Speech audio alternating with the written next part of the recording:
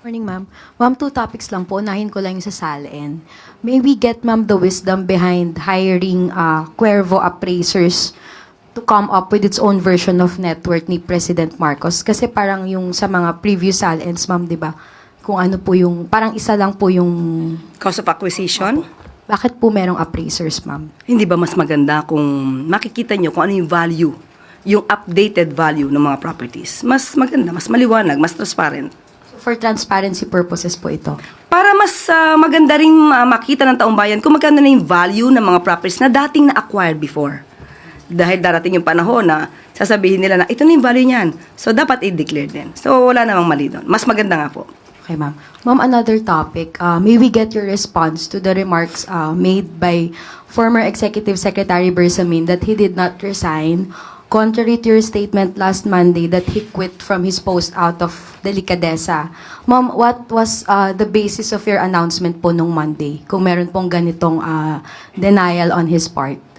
Unang-una po, mayroon muna tayong babasahin para po sa tinuran po ng ating mahal na si Executive Secretary Lucas Bersamin.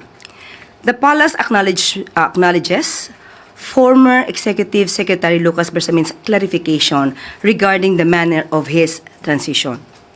As he himself stated in his interview, he submitted himself to the President's discretion and prerogative as part of the ongoing reorganization. The Palace announcement was issued in line with this understanding and with due regard for stability and continuity in governance. At nagkausap naman po sila ng Pangulo face-to-face at let us just leave it at that. But ma'am, E.S. Bersamin admitted that he felt bad doon po sa naging announcement. And na-mention po niya na on the morning po ng Monday, meron pong tumawag sa kanya, a close friend of his, and hindi raw po ito taga Palasyo, asking him to exit the cabinet.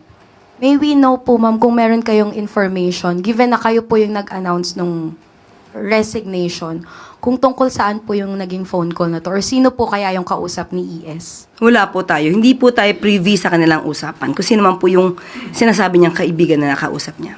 Wala po tayong kinalaman doon. Thank you, ma'am. Follow-up question, Alexis Romero, Philippine Star.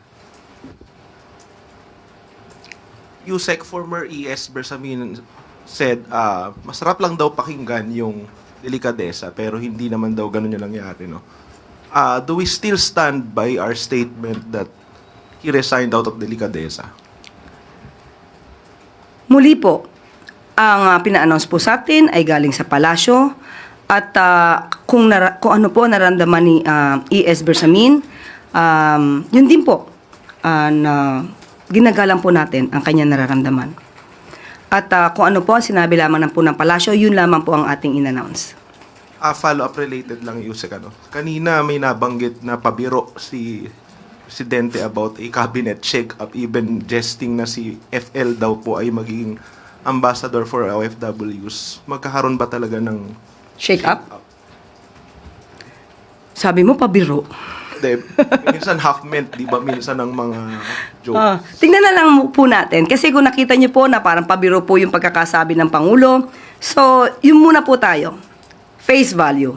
Sa ngayon po ay wala pa po sa ating ina-announce or isinasabing update patungkol dyan. Salamat po. Next question, Ivan Mayrina, GMA News on. GMA News.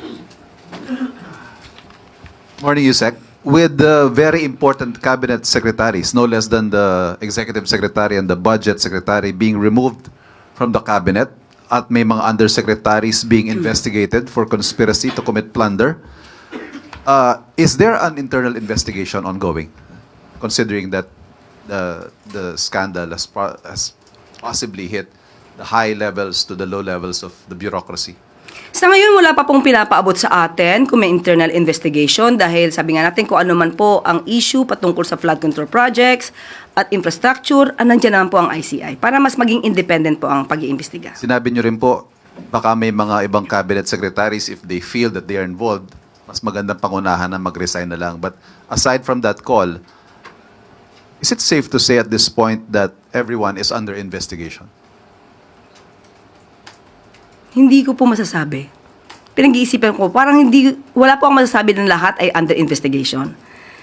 So, ang maaari lamang pong sinasagawa ng Pangulo yung performance ng bawat kabinete.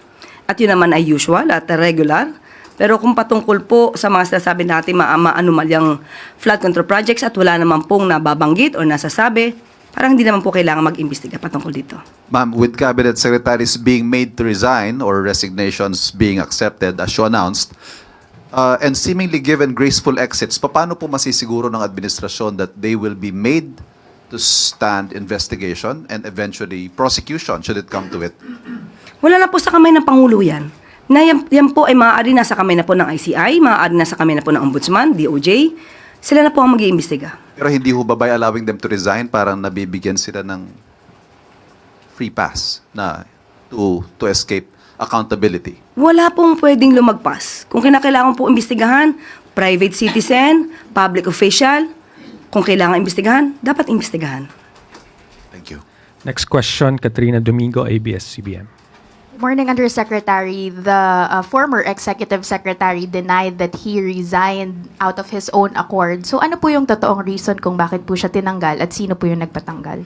Muli, binanggit na po natin ang ating sagot at sila'y nagkausap na po at sinabi nga po natin, pabayaan na po natin at sila naman po ay nagkausap na. I'm sorry, hindi namin pwede pabayaan because the taxpayers who are funding the government and are actually paying the salaries of this administration is actually asking for the truth from the palace. Bakit po natanggal yung Executive Secretary at sino po yung nagpatanggal sa kanya?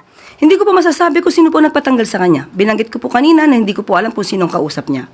Kung yun pa ang nababasa ng palasyo, dahil sinabit niya naman po ang sarili niya sa President's prerogative, yan lang po ang ating masasabi. At tinanggap po ang sinasabing resignation. Okay, ma'am, just a follow-up question if you could not give us the exact reason for Bersamin's removal. The former Executive Secretary was not the first official who actually experienced this kind of treatment na parang they were caught by surprise with their removal. We saw the removal of Baguio City Mayor Benjamin Magalong from the ICI.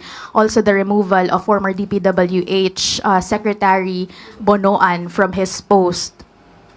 How does the palace actually explain the seeming trend of unceremonious removal of high-ranking officials in the Philippine seat of power?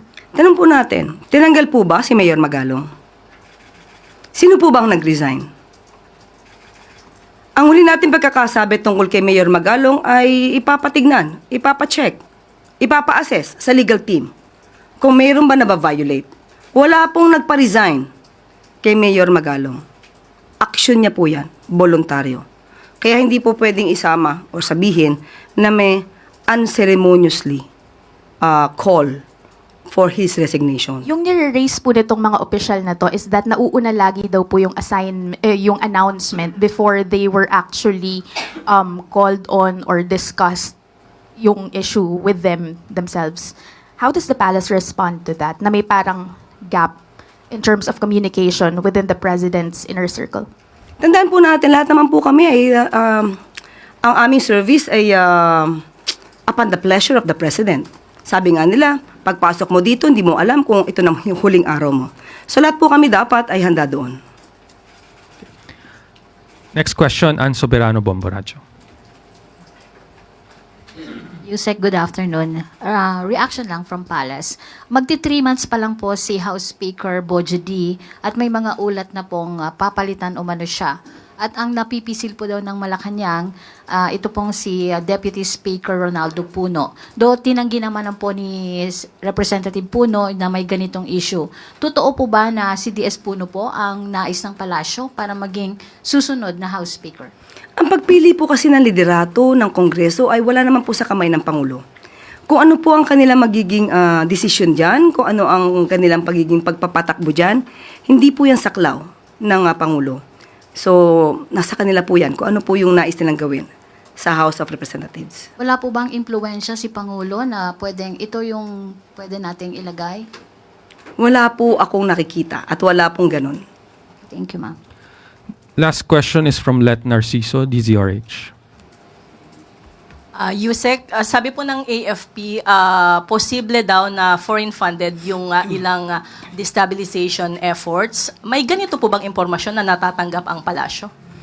Sa ngayon po, mismo ang pamunuan po ng AFP ay sinabi po sa atin na continuously nagche-check po sila at closely coordinating with the PNP regarding this. At kung ito man ay may katotohanan, kapwa Pilipino, kung may katotohanan at makikita po sa kanilang pag-iimbestiga na foreign funded itong kanilang isinasagawang rally, masasabi po natin ito'y pagtataksil sa bayan. At hindi po nararapat ito na pinanghimasukan tayo ng ibang bansa. Ang politika natin ay mukhang pinanghihimasukan na ng ibang bansa. So, hindi po maganda. Sana hindi po lumalim pa ang itong klase mga aktibidad kung nagpopondo lang naman din po ay ibang bansa. May direktiba po ba ang Commander-in-Chief tungkol dito? Still, ganun pa rin po. Kung ano po ang hindi dapat sa bansa, kung nasisira po ang interes ng bansa, dapat pong mas imbestigahan po. Pero sa ngayon po, chinecheck lamang po ito.